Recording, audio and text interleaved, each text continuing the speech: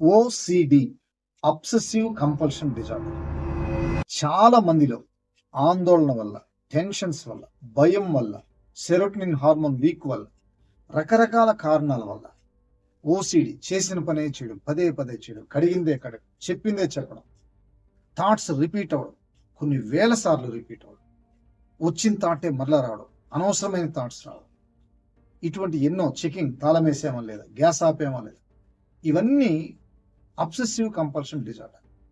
ఇది ఎలా ఉంటుందంటే మానసికంగా ఒక వ్యక్తిని ఇబ్బంది పెడుతూ ఉంటుంది. వాడు ఆ సమస్య ఎవరైతే అనుభవిస్తున్నారో అతను లేదా ఆమె కొన్ని గంటల టైం వేస్ట్ అవుతుంది. దీంతో పాటు యాంగ్జైటీ పెరిగిపోతుంది, ప్రశాంతత ఉండదు. దీంట్లో నుంచి బయటపడడానికి మీరు చేయాల్సిన పని సన్కి ఎక్స్పోజ్ అవ్వండి. ఉదయం సాయంత్రం సన్కి ఎక్స్పోజ్ అవ్వండి.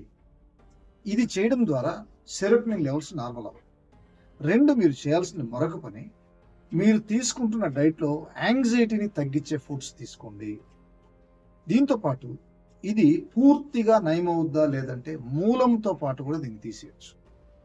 కారణం ఏంటంటే ఈ అబ్సెసివ్ కంపల్షన్ డిజార్డర్లో యాంగ్జైటీ, భయము, ఆందోళన ఇవన్నీ ప్రయారిటీ ఉంటాయి. వాటికి సంబంధించిన మేనేజ్మెంట్స్ ఉంటాయి. Anxiety management, fear management, doubt management, self doubt management, ఇవన్నీ ట్రైనింగ్స్తో పాటు అంటే సైకోథెరపీ, హిప్నోథెరపీ, సిబిటి, ఎన్ఎల్పి ఇటువంటి రిలాక్సేషన్ థెరపీస్ తీసుకొని మా దగ్గర ఇటువంటి ఎన్నో కేసెస్ని నేను చూస్తున్నాను. వితౌట్ టాబ్లెట్స్, ఇక హెవీ స్టేజ్, అన్కంట్రోల్ స్టేజ్ ఉంటే మాత్రం దాన్ని కంప్లీట్గా మెడికేషన్గా తీసుకోవాల్సి వస్తుంది. అందువల్ల ఈ ఓసిడి నుంచి పూర్తిగా విముక్తి కలగడానికి అవకాశం ఉంది. అందుకని డియర్ ఫ్రెండ్స్, నేను చెప్పిన ఈ వీడియో ఫాలోఅప్ చేయండి.